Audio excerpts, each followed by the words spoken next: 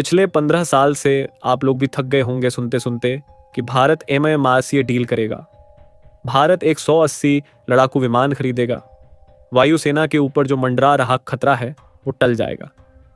लेकिन ना तो MMRCA की डील हुई, ना भारत को 180 लड़ाकू विमान कभी मिले। सिर्फ एक चीज जरूर हुई कि MMRCA का नाम बदल दिया गया। उसे अब MRFA के नाम से जाना गया। इतना ही नहीं, लड़ाकू विमानों की संख्या 180 से घटाकर 114 कर दी गई। इसके अलावा कुछ भी नहीं हुआ, लेकिन फाइनली भारत के सर के ऊपर मंडरा रहा सबसे बड़ा खतरा टल चुका है। और सबसे बड़ी खुशखबरी आप सब भारतीयों को आज मिलने जा रही है। खुशखबरी ये कि फाइनली MRFA की ये डील होने जा रही है। स्क्रीन पर आप देख सकते हैं, रिपोर्ट आई है कि डिफेंस मिनिस्ट्री ने तैयारी कर ली है और सारा जिम्मा अब सरकार ने खुद अपने हाथों में लिया है। और इसके तहत भारत MRFA डील को 2 हिस्सों में कंप्लीट करने जा रहा है।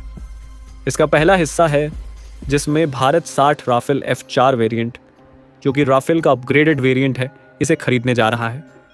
इसको लेकर फ्रांस के साथ ऑलरेडी बातचीत शुरू भी हो चुकी है। जी हाँ, भारत MRFA के तहत राफेल खरीदेगा 60 की संख्या में। और इतना ही नहीं, जो बाकी के बचे हुए लड़ाकू विमान हैं, बताया जा रहा है कि वो कोई 4th जनरेशन या 4.5 जनरेशन के लड़ाकू विमान नहीं होंगे। बाकी बचे हुए हम खरीदेंगे 5th जनरेशन के स्टेल्थ लड़ाकू विमान। यानी कि 60 राफेल के साथ साथ हम या तो F-35 खरीदेंगे या 57 स्टेल्थ लड़ाकू विमान। लेकिन इन स्टेल्थ लड़ाकू विमान की संख्या कितनी होगी? क्योंकि जो कहा जा रहा है कि बाकी बचे हुए, इसका मतलब तो यही है कि हम करीबन 54 से 55 F-35 या S-57 खरीदेंगे। हालांकि इसको लेकर अलग अलग तर्क हैं। कई जो डिफेंस सोर्सेस हैं वो बता रहे हैं कि 50-55 नहीं, 60 की संख्या में खरीदे जाएंगे। 60 राफेल और 60 सुन या फिर F-35। जो ये दूसरी डील होगी, यानी कि जो राफेल वाली है, वो तो हम गवर्नमेंट टू गवर्नमेंट करेंगे ताकि फास्ट ट्रैक हो सारी प्रोक्योरमेंट और जल्द से जल्द वायुसेना को 60 ही राफेल मिले। लेकिन जो ये 5th जनरेशन के स्टेल्थ लड़ाकू विमान होंगे, ये भी हम फास्ट ट्रैक तरीके से खरीदेंगे। गवर्नमेंट टू गवर्नमेंट डील करेंगे ताकि बीच में कोई दलाल ना हो, किसी प्रकार की दलाली ना हो और लड़ाकू विमान हमें रेट टू रेट पे मिले। लेकिन जो सबसे बड़ा फ़ायदा है वो है डिलीवरी टाइम का। क्योंकि अगर हम गवर्नमेंट टू गवर्नमेंट डील नहीं करते तो पहले बात फंसती है वायुसेना के अंदर। वहाँ पर अंदरूनी खींचतान होती है। कोई कहेगा कि जी ये खरीदूंगा, कोई कहेगा जी वो बेटर रहेगा। फिर उसके बाद कंपनी के साथ नेगोशिएट करती है वहाँ पर नौसेना और उनके प्रतिनिधि। उसके बाद सरकार नेगोशिएट करती है, यानी कि बहुत लंबा प्रोसीजर हो जाएगा। हम सीधा क्या करेंगे कि government to government 5th generation के लड़ाकू विमान खरीदेंगे।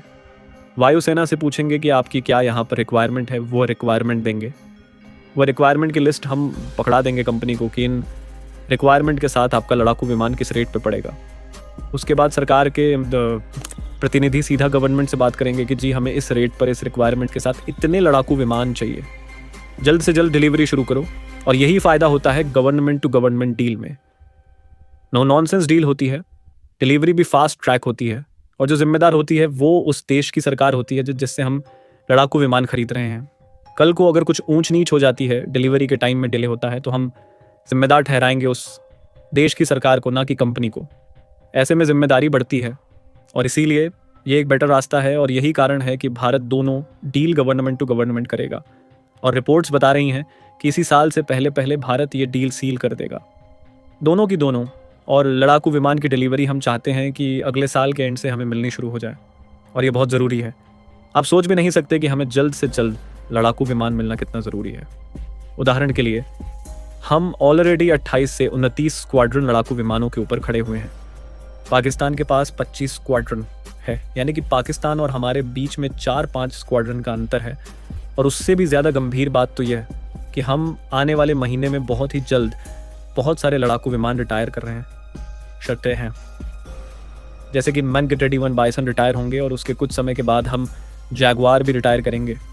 उसके बाद तो हमारे स्क्वाड्रन संख्या 26-22 रह जाएगी, यानी कि लगभग पाकिस्तान के बराबर। और इसीलिए हमें कम से कम 6 स्क्वाड्रन लड़ाकू विमान तुरंत चाहिए, ताकि हमारा आंकड़ा बढ़कर 33 पर चला जाए और हम पाकिस्तान ही नहीं, यहाँ पर चीन के मुकाबले आकर खड़े हों। इसके अलावा भारत के लिए अच्छी बात यह भी है कि अब तेजस लड़ाकू विमान के लिए अमेरिका ने हमें इंजन सप्लाई करना शुरू कर दिए हैं, और तेज़ी से हम बनाकर तेजस को वायुसेना को भी देने वाले हैं। यानी कि हमारी जो स्क्वाड्रन संख्या है वो डबल रफ्तार से बढ़ेगी और हम उसे 35 के पार भी ले जा सकते हैं अगर हमने तेजस की प्रोडक्शन रेट ठीक रखी तो। यानी कि एचएल के ऊपर भी बहुत कुछ निर्भर करता है और यकीन मानिए आने वाले 2 से 3 साल हमारी वायुसेना के लिए मेक एंड ब्रेक वाले हैं। अगर हमने ढंग से प्रोक्योरमेंट कर ली तो हम आने वाले कई दशकों तक दक्षिण एशिया पर राज करेंगे। लेकिन अगर हमने मामला ब्रेक कर दिया यानी कि सही से प्रोक्योरमेंट नहीं करी, फिर शायद आपको यह सुनने में बुरा जरूर लगे, लेकिन एशिया छोड़ दीजिए, दक्षिण एशिया में भी हमारी एयर सुपियोरिटी यानी कि हमारा दबदबा नहीं रहेगा। हमारा दबदबा खत्म हो जाएगा और फिर वह दोबारा दबदबा कायम करने में हमें 10 साल से ज्यादा का वक्त लगेगा। इसीलिए आने वाले 2 साल मेक एंड ब्रेक के हैं।